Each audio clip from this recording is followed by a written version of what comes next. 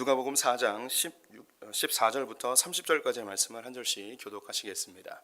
누가복음 4장 14절에서 30절 교독합니다. 예수께서 성령의 능력으로 갈릴리에 돌아가시니 그 소문이 사방에 퍼졌고 진이 그 여러 회당에서 가르치심에 무사람에게 칭송을 받으시더라. 예수께서 그 자라나신 곳 나사렛에 이르사 안식일에 늘 하시던 대로 회당에 들어가사 성경을 읽으려고 서심해 선지자 이사야의 글을 들이거늘 책을 펴서 이렇게 기록된 데를 찾으시니 곧 주의 성령이 내게 임하셨으니 이는 가난한 자에게 복음을 전하게 하시려고 내게 기름을 부으사 나를 보내사 포로된 자에게 자유를 눈먼 자에게 다시 보게 함을 전파하며 눌린 자를 자유롭게 하고 주의 은혜의 해를 전파하게 하려 하심이라 하였더라. 책을 덮어 그 맡은 자에게 주시고 앉으시니 회당에 있는 자들이 다 주목하여 보더라. 이에 예수께서 그들에게 말씀하시되 이 글이 오늘 너희 귀에 응하였느니라 하시니 그들이 다 그를 증언하고 그 입으로 나오는 바 은혜로운 말을 놀랍게 여겨 이르되 이 사람이 요셉의 아들이 아니냐. 예수께서 그들에게 이르시되 너희가 반드시 의사야 너 자신을 고치라 하는 속담을 인용하여 내게 말하기를 우리가 들은 바 가버나움에서 행한 일을 내 고향 여기서도 행하리라 하리라. 또 이르시되 내가 진실로 너에게 이르노니 선지자가 고향에서는 환영을 받는 자가 없느니라. 내가 참으로 너에게 이르노니 엘리야 시대에 하늘이 3년 6개월간 닫혀 온 땅에 큰 흉년이 들었을 때 이스라엘에 많은 과부가 있었을 때 엘리야가 그 중 한 사람에게도 보내심을 받지 않고 오직 시돈 땅에 있는 사렙 땅의 한 과부에게 뿐이었으며 또 선지자 엘리사 때에 이스라엘 많은 나병 자가 있었을 때 그 중에 한 사람도 깨끗함을 얻지 못하고 오직 수리아 사람 나아만 뿐이었느니라. 회당에 있는 자들이 이것을 듣고 다 크게 화가 나서 일어나 동네 밖으로 쫓아내어 그 동네가 건설된 산낭도 끌고 가서 밀쳐 떨어뜨리고자 하되 함께 읽습니다. 예수께서 그들 가운데로 지나서 가시니라. 아멘. 오늘도 주님의 보좌 앞으로 나오신 성도님들에게 하나님의 은혜와 평강이 함께 하시기를 축원드립니다. 우리는 복음의 능력에 대해서 함께 살펴보고 있습니다. 위대한 복음, 우리가 믿고 있는 이 복음이 얼마나 위대한지 함께 살펴보는 시간을 갖고 있는 것이죠. 복음은 요술방망이처럼 열심히 믿으면 내 삶이 다 편안해지고 이런 종교적 열심의 그런 상징물이 아닙니다. 복음의 가장 위대한 능력은 첫 번째 내가 누구인지 알려준다는 것입니다. 마치 거울 앞에 선 것처럼 내가 누구인지 나의 정체성이 무엇인지 알려주는 것이죠. 성경은 우리가 하나님의 피조물 창조된 인간이라는 것을 알려주고 있습니다. 하지만 우리는 죄로 인하여 타락한 존재이고 예수 그리스도의 구원이 절대적으로 필요한 존재임을 알려주고 있습니다. 그래서 거듭나야 된다는 것이죠. 복음의 두 번째 능력은 우리가 누구인지 알았다면 우리가 어디로 가야 하는지 우리의 삶의 방향성이 어디인지를 알려준다는 것이죠. 대부분의 사람들은 크게 세 가지의 방향성을 향해 살아갑니다. 첫 번째는 먹고 사는 문제 때문에 살아갑니다. 두 번째는 평안의 문제 때문에 살아갑니다. 내 미래에 대한 장래에 대한 평안함, 그리고 내가 지금 당하고 있는 문제를 해결하는 빨리 속히 평안해지고 싶어하는 욕구, 이런 것 때문에 살아가죠. 세 번째는 성공의 문제로 삶의 방향성을 정하고 살아갑니다. 지금 우리 소풍의 성도님들 지금 설교를 듣고 계시는데 대부분의 이 세 가지 방향 중에 하나를 향해서 갑니다. 먹고 사는 문제, 평안의 문제, 성공의 문제, 우리의 삶의 방향이 그렇다는 거죠. 그런데 이렇게 열심히 살아봐도 우리의 삶 가운데 진정한 만족과 참된 기쁨을 누리기가 쉽지 않다는 것입니다. 잠깐 무엇인가 성취한 것 같지만, 문제가 해결된 것 같지만 곧 다시 또 다른 문제들로 우리는 두려워하고 불안해하고 또 다른 고민에 빠지는 것이 우리 인생의 참 모습이죠. 이런 우리들에게 주님이 복음을 가지고 찾아오셔서 우리에게 참된 기쁨과 만족을 주길 원하십니다. 사람들이 이런 욕구를 다 갖고 있습니다. 잘 먹고 잘 살고 싶은 욕구, 평안하게 살고 싶은 욕구, 성공하고 싶은 이런 욕구가 있는데 이 욕구가 잘 풀리면 만족한 삶, 행복한 삶을 살지만 그렇지 않은 경우에는 불만족 속에서 분노하며 짜증나는 인생을 살아가게 됩니다. 그래서 이러한 불만족의 문제를 해결하는 방법을 크게 세 가지로 선택을 하죠. 지난주에 나누었던 이야기입니다. 첫 번째는 힘을 기르는 겁니다. 강력한 힘을 길러서 내 앞에 있는 이 장애물들, 억압의 요소들, 나를 불만족스럽게 하는 상황들을 내 힘으로 다 해결하려 하는 것이죠. 그런데 이때는 큰 문제가 하나 발생하게 됩니다. 힘이 강한 자가 힘이 약한 자의 만족을 강제적으로 취한다는 것이죠.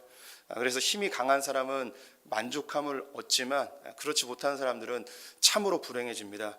일반적인 사회에서 큰 권력자들이 연약한 자들의 행복을 강취하여서 이 행복을 누리죠. 그러면 대부분의 사람들은 불행해집니다. 이것은 가정에서 가장 쉽게 보여질 수 있습니다. 가장 힘이 강한 아버지가 자신의 그 성향대로 불만족의 상황을 자기의 힘으로 다 해결하려 한다면 가족의 대부분의 구성원들은 극한 공포 속에 불행 중에 살아가게 되어집니다. 그래서 힘을 통하여서 만족을 얻으려 하는 이것은 반드시 엄청난 부작용을 일으킨다는 것이죠.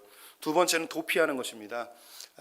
이런 불만족의 상황에서 내가 멀리 떠나 아예 욕구가 없는 그런 세계에서 살고자 하는 것이죠. 그래서 불교에서 이야기하는 이 무소유나 뭐 마음을 비우는 것 혹은 자연으로 돌아가는 것 뭐 이런 것이 여기에 해당될 것입니다. 근데 여기에도 큰 문제점이 있습니다. 우리가 이 욕구 없이 살아가게 되어지면 삶이 매우 빈곤한 상태에서 살아가게 됩니다. 삶의 풍성함을 누리지 못한다는 것이죠. 세 번째는 대체물을 찾는 방법입니다. 내가 이루지 못하는 만족의 영역들, 이 불만족의 영역들 말고 다른 것을 통하여서 만족을 얻으려 하는 것이죠. 그래서 돈을 통하여서 만족을 못 누린다면 이 돈의 문제는 제쳐놓고 스포츠나 취미나 혹은 술이나 쾌락이나 다른 대체물을 통해서 나의 만족을 얻으려 하는 사람들이 있습니다.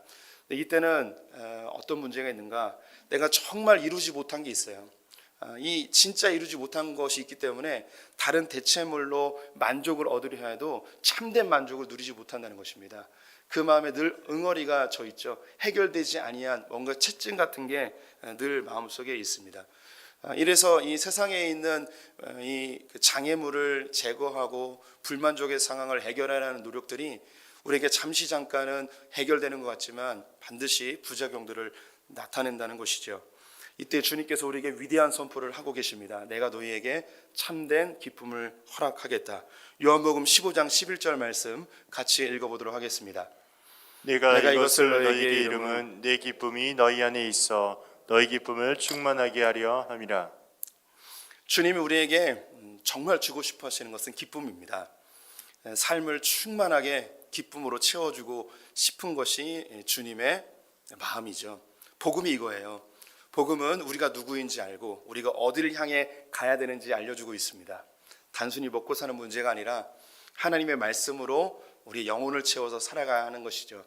또한 문제 해결을 위해서 힘쓰는 것이 아니라 최선의 노력은 해야겠죠. 하지만 내 힘으로 다 되지 않는 경우에는 하나님을 신뢰하고 모든 것을 합력하시는 하나님을 믿고 따라가는 것입니다. 또 나의 성공을 위해서 사는 것이 아니라 하나님의 나라와 영광을 위해 살아갈 때 이것이 우리의 삶의 방향으로 고정됐을 때 우리의 삶에 느닷없이 엄청난 기쁨들이 우리에게 몰려오게 되어 있습니다. 그래서 여기서 질문 하나 해보겠습니다. 우리 성도님들 예수님을 믿은 지 참 오래됐잖아요. 오랜 세월 동안 주님을 믿고 주님을 알고 계시잖아요. 근데 주님이 주고 싶어하는 이 참된 기쁨과 만족을 누리고 있냐는 질문입니다. 이런 기쁨을 누려보셨습니까? 지금 이런 기쁨을 누리고 계십니까? 요즘처럼 기독교가 낮게 취급받는 때도 없는 것 같습니다. 그래서 예수를 믿는 것 자체가 어쩌면 부담이 되고 사람들에게 조롱거리가 되어지는 시대이기도 하는데요. 참 나는 안 그런데 다른 사람들, 다른 기독교인들 때문에 나도 도매급으로 넘어가는 것 같은 그런 생각이 들 때도 있으실 것입니다. 참 어려운 때이지만 그래서 이 복음이 더 필요한 것 같습니다. 우리 성도님들 이 복음 안에 거하는 것 이 자체가 엄청난 큰 축복이고 기쁨임을 성도님들 반드시 기억해 주셨으면 좋겠습니다. 그래서 우리가 이 예수 그리스도를 통해서 충만히 누리는 기쁨이 무엇인지 오늘 말씀을 통해서 한번 살펴보도록 하겠습니다. 성도님들이 이 기쁨을 지금 실제로 느끼지 못하고 있을지라도 예수 그리스도 안에 있다면 이미 주님이 기쁨을 충만하게 주겠다고 선포하셨기 때문에 이미 기쁨 안에 들어가 있는 거예요. 그런데 이 기쁨 우리가 인지하지 못하고 지금 눈앞에 있는 상황에 매몰되어져서 불행하다고 혹은 내가 기쁘지 않다고 우리가 사단에게 속고 사는 가능성이 매우 높습니다. 오늘 본문은요 예수님의 취임 설교입니다. 예수님이 공생애를 시작하시고 성경에 처음 나타난 하나님 말씀을 증거하시는 장면입니다. 예수님이 요한에게 세례를 받으시고 40일 동안 광야에서 금식하셨죠. 이 금식을 마치시고 갈릴리로 돌아왔습니다. 지난주에 예수님이 제자들에게 세례를 베푸는 장면이 있었습니다.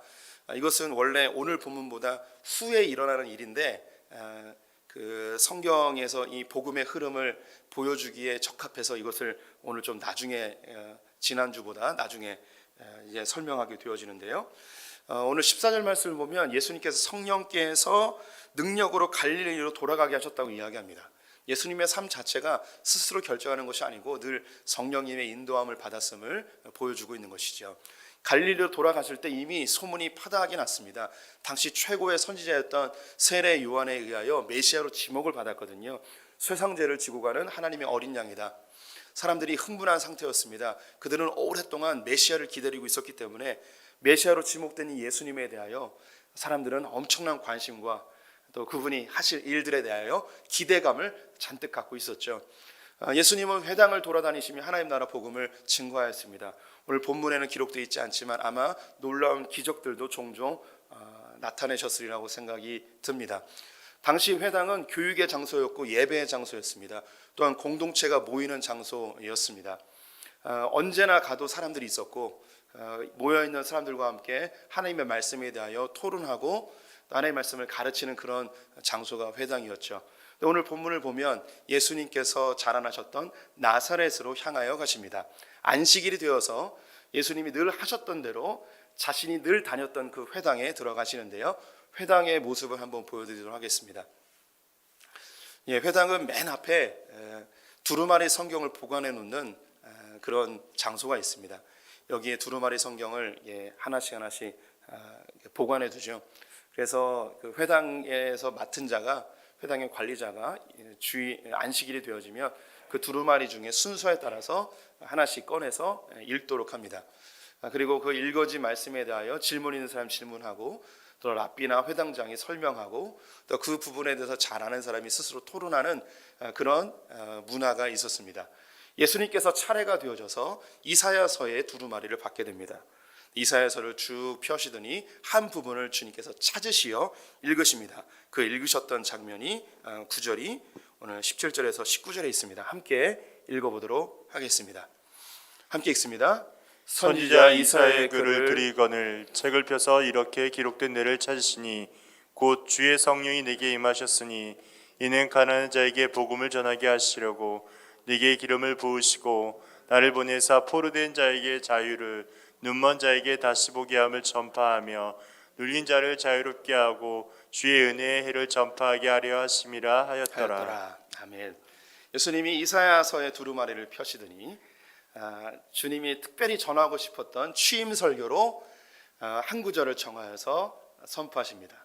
이전에도 하나님의 말씀을 증거하셨겠지만 성경에서는 이것이 예수님의 첫 사역의 첫 선포입니다. 은혜의 해를 전파한 것이죠. 그 내용이 무엇인가? 가난한 자에게 복음을 전하여서 포로된 자에게 자유를, 눈먼 자에게 다시 보게 함을, 그리고 눌린 자에게 자유함을 주겠다고 이야기합니다. 여기서 이 가난하다는 것은 실제로 경제적인 가난을 포함하여서 우리의 정서적인 가난, 그리고 우리의 삶의 모든 문제들을 아우르는 단어입니다. 그래서 그 안에 포로된 것, 눈먼 것, 눌린 것 이 안에 담겨져 있죠. 예수님이 취임 설교를 하셨던 게 뭐냐면 내가 너희들에게 자유함을 주겠다. 너희들 마음속에 있는 그 채워지지 않는 욕구, 너희들의 그 불만족의 영역을 내가 참되게 만족하게 하겠다. 경제적인 문제, 돈의 문제로 고민하는, 가난의 문제로 고민하는 너희들에게 내가 가난의 문제를 해결해 주겠다. 너희가 포로되어져서 정치적으로 혹은 타인에 의하여 종속되어진 삶을 살고 있다면 내가 너희들에게 정치적인 자유를, 너 육체의 자유를 허락하겠다. 너희들이 질병으로 인하여 고통당하고 있다면 그 질병이 치유되어지는 자유를 허락하겠다. 너희들 가운데 마음에 눌린 부분, 상처나 아픔과 과거의 죄들, 해결되지 아니하는 용서의 문제들, 이런 부분에 대해서 내가 자유함을 주겠다. 우리 성도님들 이 4개의 영역 중에 하나에 해당되실 수 있습니다. 경제적인 문제로 늘 고민하는 분이 있을 수 있어요. 그리고 정치적인 문제, 누군가에게 귀속되어져서 힘 있는 자에게 의하여 내가 복종당하는 삶을 살아가는 분들도 있을 거예요. 어떤 분은 육체의 질병으로 늘 고민하며 고통당하는 분들도 있을 거예요. 어떤 분들은 마음의 상처, 과거에 씻을 수 없는 그런 아픔들 때문에 눌린 삶을 살아가는 분들도 있을 거예요. 아니면 장래의 문제, 앞으로 일어나지 않은 일들에 대한 염려와 근심과 고민으로 밤잠을 이루지 못하는 그 눌린 삶을 사는 분들도 있을 거예요. 주님이 취임하여서 첫 번째 전한 이 복음의 선포가 무엇이냐면 내가 너희로 그 불만족의 상황으로부터 너희의 채워지지 않는 그 욕구에 대해서 내가 자유를 주겠다. 참된 만족을 주겠다. 라고 선포하셨습니다. 이 선포는 실제가 되었습니다. 우리 성도님들 가운데서 이 일을 실제로 경험한 분들이 있어요. 예수를 믿음으로 인해서 경제적 상황이 나아진 분들이 있어요. 어떤 분들은 육체가 자유하게 되어져서 질병이 치료되기도 하고 억압되었던 남편이 변화되어져서 내 삶이 자유롭게 되신 분들도 있고 또 내 마음에 해결되지 않는 마음의 상처와 아픔의 문제들 늘 근심 걱정으로 우울하게 밤잠을 못 이루던 분들이 예수님 때문에 마음이 풀어져서 편안한 삶을 사는 분들이 우리 성도님들 가운데 있을 수 있습니다. 그런데 우리 성도님들이 그런 분들이 있으면 그건 남의 문제고 나는 경험을 못했다는 생각을 하시는 분들이 있어요. 나는 여전히 아직도 가난의 문제로 허덕이고 있고 여전히 누군가에게 종속되어져서 외출 하나도 자유롭게 못하고 돈 하나도 자유롭게 쓰지 못하는 그런 억압된 삶을 사는 분들이 있을 수 있습니다. 여전히 육체의 질병으로 고통당하기도 하고 마음의 억눌림으로 인하여서 마음속에 늘 불안한 가운데 사는 분들도 우리 가운데 있을 수 있습니다. 그런데 우리 성도님들은 이 복음의 위대한 능력을 보셔야 됩니다. 복음은 나에게 충만하게 역사하지 않았을지라도 역사 가운데 복음은 엄청난 능력을 발휘하고 있고 그 복음의 능력 가운데 우리는 지금 현재 거하고 있고 그 복을 누리고 있다는 사실을 아셔야 됩니다. 첫 번째, 가난의 문제입니다. 주님은 우리에게 단순히 영적인 구원뿐만 아니라 우리의 삶에 풍성함을 주고 싶어 하십니다. 요한복음 10장 10절 말씀을 같이 읽어보도록 하겠습니다. 도둑이 오는 것은 도둑질하고 죽이고 멸망시키는 것뿐이요 내가 온 것은 양으로 생명을 얻게 하고 더 풍성히 얻게 하려는 것이라. 이 세상을 도둑으로 묘사하고 있습니다.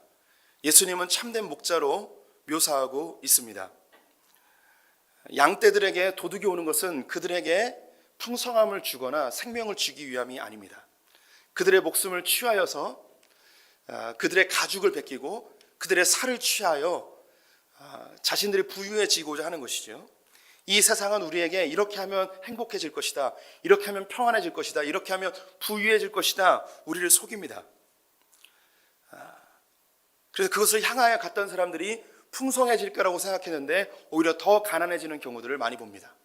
가끔씩 소수의 뭔가 부유해진 사람들을 예시로 들지만 대부분의 사람들은 가난해집니다.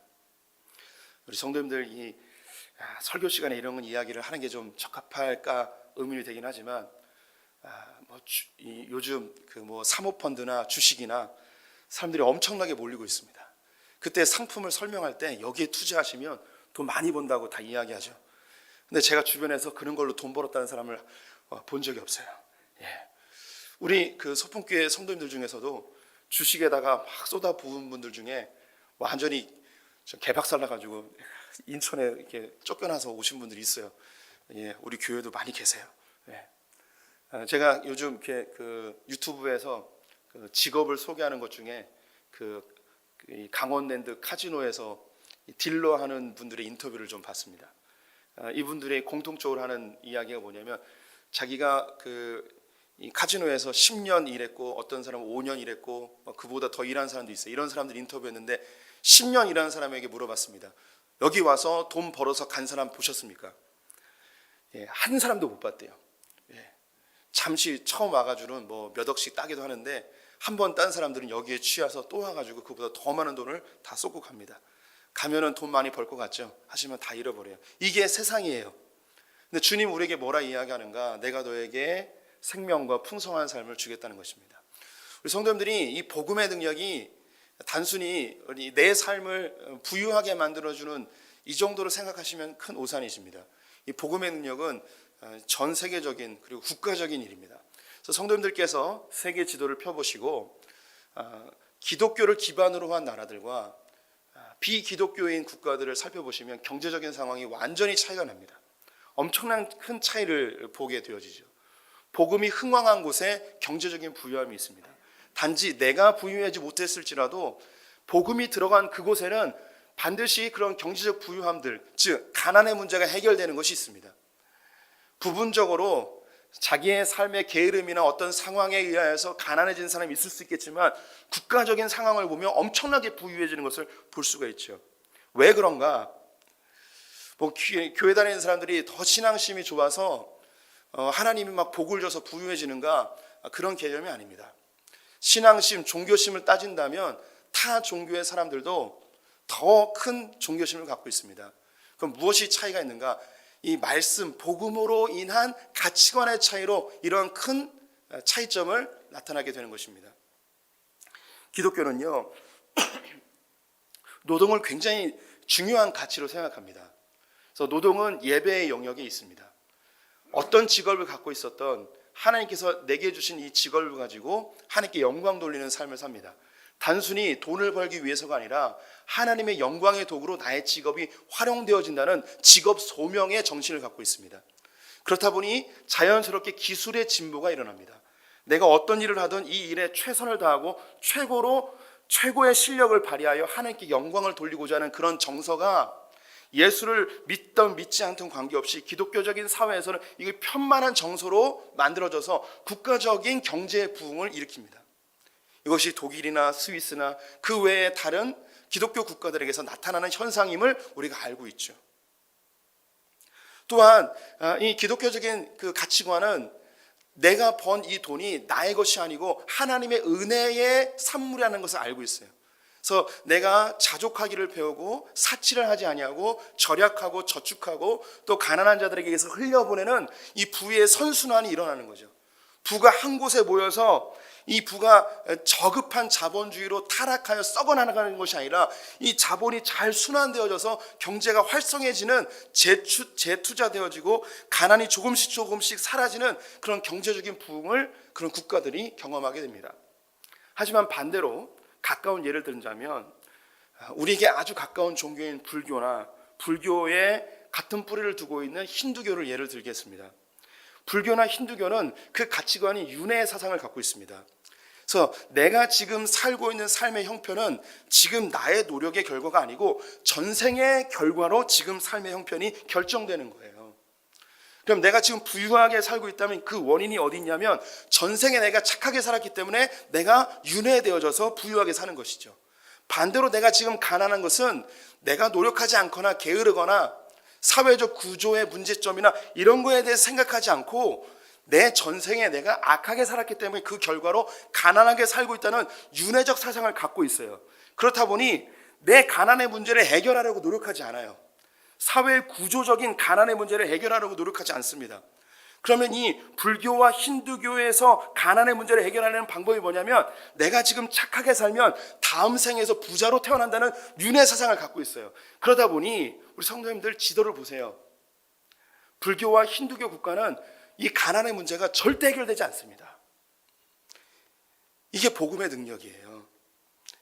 또한 이슬람은 어떨까요? 이슬람은 인샬라라는 그런 가치관을 갖고 있습니다. 인샬라는 알라의 뜻대로, 신의 뜻대로라는 뜻이에요. 내가 부유하게 태어났으면 이게 알라의 뜻이에요. 운명론이죠. 가난하게 태어났으면 이게 알라의 뜻이에요. 중동 국가들은 석유가 많이 나서 기본 소득과 집과 대학을 다 줄 수 있어요. 그런 나라들이 많이 있어요. 그럼에도 불구하고 그들이 그것을 누리지 않아요. 왜냐하면 인샬라, 나는 그냥 유목민으로 태어났기 때문에 그게 인샬라예요. 신의 뜻이에요. 그냥 그렇게 사는 거예요. 삶을 변화시키지 않아요. 사회를 개혁하지 않아요. 그냥 그렇게 운명론적으로 살아가게 되어지죠. 때로는 그런 운명론이 삶을 행복하게 느끼게 그런 그 마약처럼 속일 때가 있습니다. 하지만 그들에겐 풍성한 삶이 없죠. 삶의 변화가 없어요. 발전이 없어요. 참된 만족이 없고 속고 살아가는 것이죠. 단지 그런 사회에서는 소수의 기득권들이, 최고위에 있는 계급들이 모든 부를 다 차지하고 살아가고 있습니다. 그래서 기독교, 복음이 흘러가는 곳에 가난의 문제가 해결되어지고 있는 거예요. 우리 성도님들이 그 복 안에서 지금 살아가고 있는 것이죠. 또한 성경은, 예수님은 포로된 자에게 자유를 준다고 합니다. 기독교에서 정말 중요한 가치가 있는데 그것은 자유의 문제입니다. 자유. 갈라디아서 5장 1절 말씀 같이 읽어보도록 하겠습니다. 그리스도께서 우리를 자유롭게 하려고 자유를 주셨으니 그러므로 굳건하게 서서 다시는 종의 멍에를 매지 말라. 예수님 우리에게 자유를 주셨어요. 십자가에 달려 죽으시면서 우리에게 주신 선물이 자유예요. 다시는 종의 멍에를 매지 말라고 이야기하고 있습니다.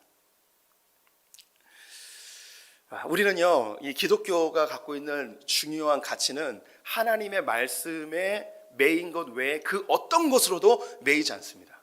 이게 기독교가 갖고 있는 엄청나게 중요한 가치예요.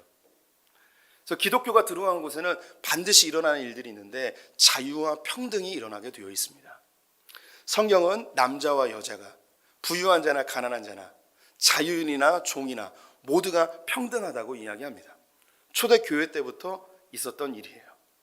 그래서 우리 어떤 분들은 기독교가 여성의 인권을 생각하지 않는다 뭐 이런 이야기 하는 분들도 있어요. 하지만 성경을 읽어보십시오. 여자의 인권이 전혀 취급하지 않았던 그 고대 사회에서 특히 바울 서신들을 보게 되면 여성들이 엄청나게 활동하는 것을 보게 됩니다. 심지어 빌립보 교회는 누디아라는 여인에 의해서 교회가 세워졌습니다. 그래서 그런지 그 교회 안에서는 여성들 두 파로 인하여서 큰 갈등까지 일어나게 됩니다. 그만큼 여성들이 주도적인 역할을 하게 됩니다. 그것이 교회에 일어나는 일들이에요. 이 자유와 평등이 나타나는 것이죠. 기독교는 정치적인 권력이나 다른 국가적인 권력에 의하여서 지배당하고 억압을 받은 적도 많이 있었습니다. 하지만 기독교는 끝까지 투쟁합니다.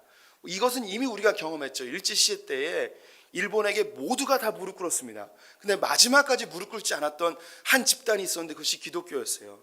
일제시대 때의 기독교는 1%, 2%밖에 되지 않았습니다. 이제 30여 년이 다 지나서 독립운동했던 분들도 다 포기했어요. 이제 이 나라는 일본에 의해서 영원히 종속되어 살아가겠구나. 처음에 열심으로 독립운동했던 분들도 나중에는 다 포기해버렸습니다. 그들이 전향했다고요? 아니에요. 어쩔 수 없는 상황이었어요. 우리는 그곳에 가면은 그 일제시대 때 가면 다 독립운동할 것 같죠? 천만의 말씀입니다. 절대 그럴 일 없습니다. 우리는 상황에 의해서 어쩔 수 없이 그렇게 종속되어 살아갑니다. 왜? 먹고 사는 문제가 있거든요. 내가 독립운동 했다가는 내가 죽을 수도 있거든요. 평안의 문제가 달려있거든요. 내가 이 땅에 살면서 그래도 내 이름 좀 내야 되는데 독립운동하면 그렇게 묻혀버리거든요. 그런 생각 할 수가 없어요. 그런데 마지막까지 자유를 위해 몸부림친 그 집단이 있는데 바로 기독교예요. 그래서 일제는 신사참배로 교회를 망가뜨리려 하였고 안타깝게도 많은 교회들이 신사참배로 무릎을 꿇었지만 그럼에도 불구하고 끝까지 순교를 각오하고 신앙을 지킨 우리 믿음의 선배들이 있습니다. 지금도 저 북한 땅에는 북한 공산당에 의해서 엄청난 핍박을 받고 있음에도 불구하고 지하교회에서 신앙의 자유를 위하여 목숨 걸고 하나님을 부르짖고 있는 믿음의 선배들이 있단 말이에요. 종교개혁이 일어났는데 이 종교개혁은 종교의 자유를 위한 것이었습니다. 국가에 의하여서 로마 카톨릭에 의해서 개인의 신앙이 무참하게 유린되어질 때에 종교개혁가들이 신앙의 자유를 위하여 일어섰습니다. 또한 청교도들이 영국과 네덜란드를 포기하고 미 대륙으로 이주했던 것이 종교의 자유였습니다. 하지만 미 대륙이 영국의 식민지였기 때문에 영국의 국교회에 의해서 신앙이 여전히 통제되어지는 것 때문에 독립운동이 일어난 거예요. 미국의 독립전쟁이 단순히 영국으로부터 독립하는 그 개념이 아니고 영국이 그들의 신앙을 간섭하자 신앙의 자유를 위하여서 일어난 것이 독립혁명이었습니다. 기독교가 들어간 곳에는 반드시 종교가 갖고 있는 틀을 깨버립니다. 계급이 파괴되어지고 여성의 인권이 향상되어지고 어린이들이 보호받고 노예들이 해방되어진 일들이 일어납니다. 어떤 분들은 기독교가 나서서 노예를 부렸다고 이야기하는 분들도 있어요. 하지만 그것은 큰 오해입니다. 고대 사회에서 노예를 안 부린 나라가 어디 있습니까? 그런 사회의 현상 속에서 기독교 국가들이 그것을 그냥 전통처럼 갖고 있었던 것이죠. 그런데 성도님 한번 생각해 보십시오. 노예 해방이 어디서 일어났는가? 타 종교에서 노예 해방이 일어나지 않았습니다. 영국에서 웨버포드가 존 뉴튼 목사님과 요한 웨슬리 목사님과 함께 노예 해방을 위하여서 엄청나게 노력을 하였습니다. 또한 저 아프리카의 흑인들을 노예로 가져와서 미 대륙에서 그렇게 학대하고 그들을 노동력으로 착취하던 그 땅에 그 흑인들이 스스로 노예 해방을 위하여서 힘썼나요? 아닙니다. 그들은 그냥 그 상황에 눌려서 그 누구도 자신들의 인권을 위하여 자신들의 해방을 위해서 애쓰지 않았습니다. 그때 누가 일어섰는가? 백인이었던 링컨과 그를 지지하는 많은 기독교인들이 노예 해방을 위하여서 저 영국의 웰버포드의 그 노예 해방의 영향을 받아서 그들이 일어나게 됩니다. 참 더 놀라운 건 뭐냐면 그 백인들이 흑인의 해방을 위하여 자기네들끼리 전쟁을 했습니다. 남북전쟁의 이유는 노예 해방의 문제 때문이었습니다. 흑인의 해방을 위하여서 백인들끼리 싸운 거예요. 이런 일이 있을 수 있을까요? 목숨 걸고 흑인들을 위해서 어떻게 싸울 수 있을까요? 이게 자유의 문제예요. 기독교의 문제죠. 기독교가 대한민국 땅 가운데 들어왔습니다. 500년의 조선 왕조에 의하여서 상위 5%의 양반들이 대부분의 사람들을 노예로 부리고 있었고, 이 노예들은 심지어 이름도 없었던 그런 시절, 개똥이 말순이로 그냥 불렸던 그 시절에 성적 놀이개로 그렇게 부려먹던 그 여성들 가운데 복음이 들어와 이 땅을 완전히 바꿔놓았죠. 그 가운데 우리가 살고 있는 거예요. 복음이 이 대한민국 가운데 들어오지 않았다면 우리 성도님들은 지금 여전히 대부분 노예로 그렇게 노비로 살아가고 있었습니다. 성도님들이 뭐 김혜김 씨, 전주희 씨라고 이야기하죠. 아니에요. 저는 지금까지 살면서 우리 조상이 노비였습니다 이야기하는 성도님들을 한 번도 만나본 적이 없어요. 그런데 우리나라에는 양반이 5%밖에 없었거든요. 저를 비롯해서 여기 계신 모든 분들이 다 노비였어요. 다 족보를 돈 주고 산 거죠. 우리 그렇게 살아가는 세상에 그냥 쪄들어서 인권이니 자유니 이런 생각 하나도 못하고 그냥 살았을 거예요. 근데 복음이 들어오면 완전히 바뀌어지는 거예요. 세 번째로 보지 못하던 자들이 보게 되어지는, 육체의 질병이 해결되어지는 일들이 벌어집니다. 이것이 여러 가지 의미를 담고 있어요. 우리가 보지 못했던 것을 보기는 하지만 그냥 그 단순히 육체의 질병으로부터 해방되어지는 이런 일들이 있다면 얼마나 행복하겠습니까? 지금도 실제로 선교지나 개인적인 특별한 은혜로 이런 치유의 역사를 경험하는 분들이 있습니다. 하지만 보편적 일반 은총 가운데 기독교 사회에서 일어나는 일인데 그것이 뭐냐면 과학의 발전과 의학의 발전이에요. 최초의 의학대학은 교회가 세웠습니다. 로마 카톨릭이 세웠죠. 오스트리아에서 이 국가의 보호를 받고 엄청난 의학의 발전이 일어났습니다. 이런 일들이 기독교 사회에서만 일어나요. 어떻게 이런 일이 벌어지는가? 이건 가치관의 문제예요. 동양사회나 혹은 타 종교나 일반적인 토속신앙에서는 이 자연이 숭배의 대상이에요. 연구의 대상이 아니에요. 탐구할 수가 없어요. 어떻게 태양을 탐구합니까? 태양은 그냥 우리의 신인데. 어떻게 나무를 연구합니까? 나무가 우리의 신인데. 바다를 연구할 수 없어요.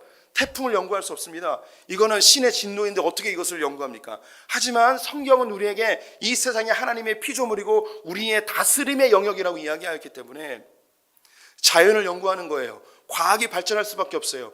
우리 육체 역시 하나님께서 만드신 피조물이에요. 그래서 우리는 육체를 다스려야 돼요. 그래서 우리 육체에 대해서 연구할 수 있어요. 그러니 자연스럽게 의학이 발전하고 과학이 발전하면서 이 육체의 질병을 일으키는 많은 병균들을 발견하였고 치료제를 발견하였습니다. 의학이 발전하는 거죠. 그 은혜 가운데, 일반 은총 가운데 우리가 살아가고 있는 거예요. 복음이 한국 땅에 처음 들어왔을 때에 가장 먼저 일어난 일이 뭐냐면 의사들이 들어온 겁니다. 재중원이 만들어져서 고종황제가 치료를 받게 되어져서 기독교가 자유롭게 복음을 전파할 수 있는 통로가 되어졌죠. 지금도 복음이 들어가지 않은 제3세계에 많은 의료 선교사들이 들어가 그들이 그 민간요법으로 혹은 주술로 해결하였던 그 육체의 질병의 문제들로부터 엄청난 큰 자유를 주고 있습니다. 이게 복음이에요, 복음. 죽음을 두려워하며 미라를 만들고 분봉을 만들고 죽으면 사리를 보관하고 그 육체를 신성시하는 그런 문화 속에서 우리의 육체는 흙으로 돌아가고 신령한 육신으로 부활한다는 이 부활 사상이 사회에 엄청난 변화를 일으키는 것이죠. 또한 네 번째로 눌린 자에게 자유를 줍니다. 눌린 것은 우리의 육체적인 눌림도 있지만 특별히 정서적인 눌림이 있습니다. 문화와 전통과 과거의 상처와 아픔들, 낮은 자존감, 우울감 혹은 죄책감 이런 것들로 많이 눌려 있어요. 예수로 인하여서 이것이 해방이 되어지죠. 가장 쉽게는 우리는 전통의 문화에 많이 눌려 있습니다. 두려움이죠. 이 문화를 거스르면 먹고 사는 게 어려울 것 같고 평안이 깨질 것 같고 내가 이 조상이나 신의 노여움을 받아서 인생이 망가질 거라는 그런 두려움이 있어요. 가장 쉽게 우리는 사자를 너무너무 싫어합니다. 그리고 손 없는 날 이사를 가려 하고 빨간 글씨로 이름 쓰는 것 자체를 부정시하는 것이 여전히 남아 있습니다. 우리 성도님들 절대 이런 매이는 눌리는 것으로부터 자유해 주시기 바랍니다. 성경이 이런 것으로부터 우리를 다 자유롭게 해요. 아침에 일어나서 접시를 깼다고 해서 오늘 하루 재수없겠구나 이런 생각 절대 하시면 안 되는 거예요. 꿈에 김창현 목사를 만났다고 해서 로또를 사거나 이런 거 하면 안 되는 거예요. 이런 것으로부터 다 자유로워지는 거죠. 하나님이 우리의 삶을 주관하고 합력하여 선을 이루고 주의 말씀 복음 앞에 살게 되어지면 반드시 우리에게 풍성한 삶과 영생을 허락하신다는 이 말씀의 기준에 매여서 오직 주의 말씀에만 우리가 종노릇하며 이 세상 그 어떤 것에도 매이지 않는 삶, 이것이 복음의 능력이에요. 사회를 바꾸고 가정을 바꾸고 내 개인을 바꾸는 겁니다. 제가 그렇게 변화된 사람입니다. 그리고 우리 성도님들이 그 변화를 경험했고 앞으로도 계속 경험하게 되실 것입니다. 우리 성도님들, 이 복음이 얼마나 위대하고 은혜로운 말씀입니까? 예수님이 이 말씀에 대하여 설명하니 나사렛 회당에 모였던 사람들도 똑같이 은혜로운 말씀에 놀랍니다. 21절 22절 말씀 함께 읽어보겠습니다. 이에 예수께서 그들에게 말씀하시되 이 글이 오늘 너희 귀에 응하였느니라 하시니 그들이 다 그를 증언하고 그 입으로 나오는 바 은혜로운 말을 놀랍게 여겨 이르되 이 사람이 요셉의 아들이 아니냐. 예수님이 어떤 설교를 하였는지 모르겠지만 이 설교 말씀을 듣고서 사람들이 다 놀랐습니다. 은혜를 받았습니다. 그리고 은혜 받았으면 어떻게 하면 좋을까요? 와, 어떻게 이런 이야기를 할까? 이 요셉의 아들이 이 엄청난 진리를 어떻게 이렇게 알았을까? 정말 은혜가 된다. 예, 기쁘죠. 은혜가 되는 거예요. 감동이 되는 거예요. 그러면 어떻게 해야 되겠습니까? 받아들여야죠. 영접해야죠. 근데 이 나사렛 사람들 어떻게 했을까요? 28절 29절 함께 읽어보겠습니다. 회당에 있는 자들이 이것을 듣고 다 크게 화가 나서 일어나 동네 밖으로 쫓아내어 그 동네가 건설된 산 난더러까지 끌고 가서 밀쳐 떨어뜨리고자 하되. 예수님을 죽여버리려고 하는 거예요. 분명히 은혜 받았잖아요. 놀랍게 여겼잖아요. 근데 받아들이지 않습니다. 제가 이 복음이 2000년 역사 속에서 어떤 놀라운 변화를 일으켰는지, 가난의 문제를 해결하고 정치적 자유를 허락하고 과학과 의학의 발전으로 질병이 떠나가고 그 마음의 상처와 아픔과 우리를 억압했던 모든 전통과 구습들을 다 타파해낸 이 복음의 놀라운 능력을 제시해드렸습니다. 이거보다 더 많은 것들이 있습니다. 참 놀랍죠. 은혜롭죠. 이제 우리 성도님은 어떻게 될까요? 받아들여야죠. 이걸 영접해야죠. 그런데 나사렛 사람들이 이걸 영접하지 않았습니다. 그들에게는 선입견이 있었습니다. 이 예수가 목수의 아들이에요. 자기들과 함께 자랐거든요. 똑같은 존재라고 생각한 거예요. 우리에겐 복음에 대한 선입견이 있습니다. 특별히 이 코로나 시대의 복음에 대한 잘못된 선입견이 우리 기독교인들 안에도 많이 있습니다. 정말 하나님이 계신가? 이렇게 교회가 처참하게 유린당하고 저급하게 취급받는 이때에 이 복음을 정말 내가 신뢰할 만한가? 믿지 않는 사람들의 평가에 의하여서 내가 믿는 복음이 의심되어지는 상황에 놓여 있습니다. 또 이 나사렛 사람들은 유다 사람들인데 대부분 유다 사람들이 이곳에 와서 살고 있었어요. 메시아를 기다리고 있었던 것이죠. 그들에겐 자존심이 있었어요. 그런데 이 자존심을 건드렸어요. 우리가 지금까지 이 복음을 받아들이지 않고 내 뜻대로 내 마음대로 내 살아왔던 방식대로 살았던 그래도 지금까지 내가 사는데 별 문제 없었고 행복했고, 그런데 복음은 나보고 잘못됐다는 거예요. 복음은 내가 뭔가 문제가 있다는 거예요. 내가 누리고 있는 기쁨이 참된 기쁨이 아니라는 거죠. 근데 자존심 상하는 거예요. 아니, 나보다 복음이 더 위대하다는 거죠. 교회는 다니겠어요. 하지만 교회를 다니면서도 여전히 내가 살아왔던 방식대로 살아가고, 그냥 복음은 복음이고, 내가 이렇게 지금까지 살아왔던 그런 삶의 노하우대로 살아서 이만큼 돈을 벌었고 삶의 문제를 해결했고 평안하고 앞으로 내 노후의 문제들도 다 내가 다 예비해놨는데 이게 틀렸다고 이야기하면 자존심 상하죠. 복음을 받아들일 수 없는 거예요. 그래서 우리는 복음이 왔을 때 복음을 내쳐버립니다. 거부해버리죠. 선입견과 자존심으로. 그리고 그 외에 여러 가지 상황적 문제로 복음이 놀랍고 은혜로운 거 알면서도 이걸 받아들이려 하지 않습니다. 복음대로 살려 하지 않죠. 그때 예수님께서 이야기하십니다. 너희들이 이 복음을 받아들이지 않을지라도 이 복음은 멈추지 않고 어디론가 흘러가 반드시 생명력 있게 역사한다는 거예요. 그 예로 엘리야와 엘리사 때의 이야기를 하십니다. 엘리야와 엘리사 때는 북이스라엘의 아합 왕 때인데요, 가장 악하던 때였습니다. 복음이 전혀 그 백성들 가운데 흘러가지 않았던 시대입니다. 그들은 우상 숭배하였고 세상적 가치관에 쩌들어서 부강한 나라만 꿈꾸고 있었습니다. 질병에 걸리면 주술과 바알과 아사라에게 제사를 드리던 그런 때였습니다. 그때에도 복음은 선포되었죠. 하지만 아무도 받아들이지 않았습니다. 그때에 이 복음은 사장되었는가? 절대 그렇지 않습니다. 엘리야 때에는 많은 과부들이 있었지만 시동 땅 페니키아에 있는 사렙다 과부에게 이 복음이 흘러가 그의 죽은 아들이 살아나는 놀라운 치유의 역사를 경험하게 됩니다. 엘리사 때에 수많은 문둥병자들이 있었지만, 나병 환자들이 있었지만 그 누구도 엘리사에게 찾아와 치유를 경험하지 못하였는데, 아람 군대의 나아만 장군이 포로로 끌고 갔던 한 북이스라엘의 소녀에 의하여서 복음이 전달되어져 엘리사에게 찾아와 그의 나병이 치유되어지는 역사를 경험하게 되죠. 복음은 그런 거예요. 복음은 선포되어집니다. 하지만 복음이 받아들여지지 않을 때 이 복음은 사장되어지고 소멸되지 아니하고, 이 복음은 반드시 생명력이 있어 그 어딘가로 흘러가 열매를 맺게 된다는 거예요. 우리 성도님들이 복음을 받아들이지 아니할지라도, 이 대한민국이 복음을 받아들이지 아니할지라도 이 복음은 사장되지 아니하고 소멸되지 않고 어디론가 흘러가 하나님의 놀라운 역사를 일으켜내는 것입니다. 자유가 일어나고 풍성함이 일어나고 기쁨이 충만해지는 역사가 어디에선가 일어나고 있다는 거예요. 지금도 전 세계 그 어딘가에서 복음이 흥왕해지고 있습니다. 이 놀랍고 은혜로운 이 복음을 성도님들은 받아들이시겠습니까? 아니면 여전히 내 자존심과 선입견으로 이 복음을 거부하시겠습니까? 신명기 말씀 함께 읽어보도록 하겠습니다. 내가 나의 하나님 여호와께서 명령하신 대로 규례와 법도를 너희에게 가르쳤나니 이는 너희가 들어가서 기업으로 차지할 땅에서 그대로 행하게 하려 함인즉 너희는 지켜 행하라. 이것이 여러 민족 앞에서 너희의 지혜요 너희의 지식이라.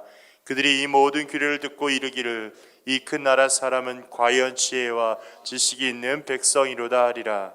모세가 이스라엘 백성들이 가나안 땅에 들어갈 때 하나님의 말씀 복음을 잘 지켜 행하라고 이야기했습니다. 그러면 너희에게 지혜와 지식이 생긴대요. 그러면 열방에 있는 모든 나라들이 어떻게 저 민족은 저런 지혜와 지식을 얻게 되었는가 부러워하며 여호와께로 나온다는 거죠. 우리가 복음대로 살게 되면 반드시 이러한 지혜와 지식이 생깁니다. 그래서 우리 삶이 바뀝니다. 우리가 엄청난 부자가 되지 아니할지라도 내 삶의 가난의 문제가 해결됩니다. 내가 그 어떤 것에도 매이지 아니하고 참된 자유를 누리고 질병의 문제가 해결되고 지금까지 나를 억압하였던 나를 눌렸던 모든 마음의 문제들과 삶의 전통과 구습들로부터 내가 해방되어지는 참된 지혜와 지식을 얻게 됩니다.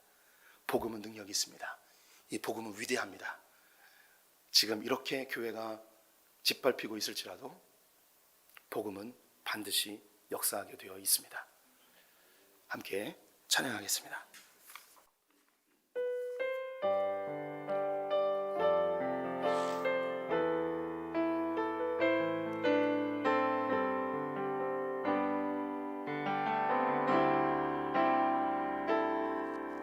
수많은 무리들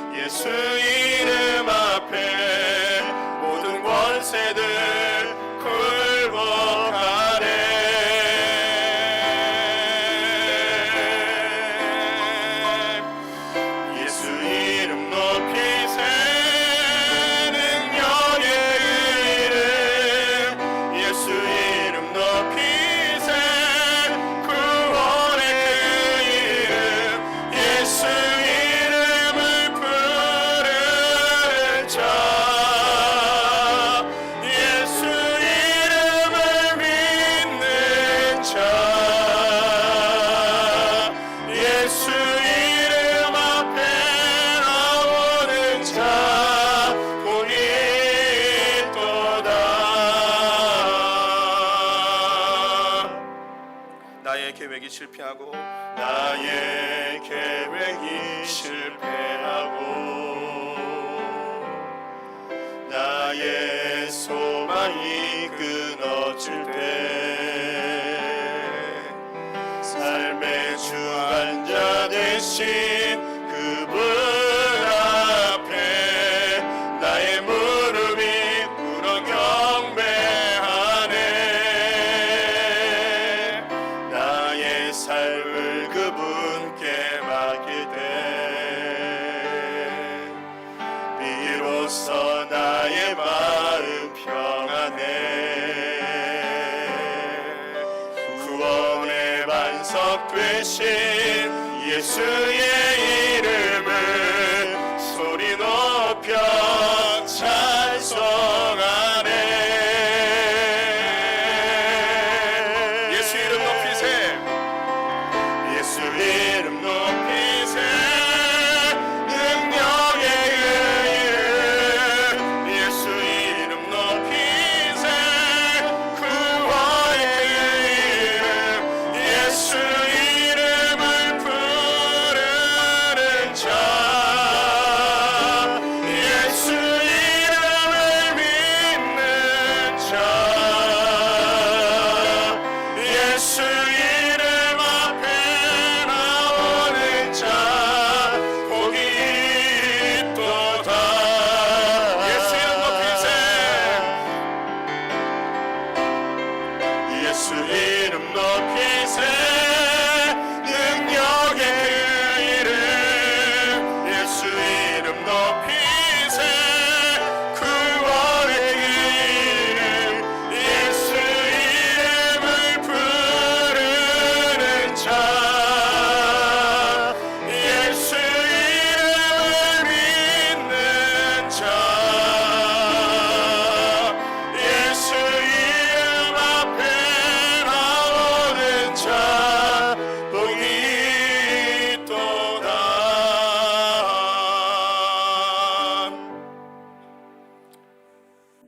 위대한 복음을 믿습니다. 나의 자존심과 선입견으로 복음을 거부하는 자들이 아니라 2000년 역사 속에서 능력을 발휘했던 그 복음을 나의 복음으로 믿습니다. 주님, 우리의 삶에 참된 자유와 만족을 허락하시며 이 대한민국을 주의 복음으로 새롭게 하여 주시옵소서. 한국교회가 거듭나 소금과 빛의 역할을 다시 감당하여 이 땅에 주의 공의와 정의가 가난과 억압과 매인 것과 질병이 떠나가는 놀라운 역사가 일어나게 하여 주시옵소서.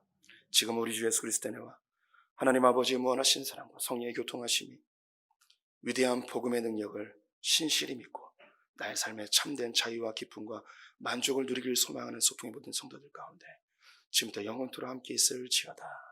아멘.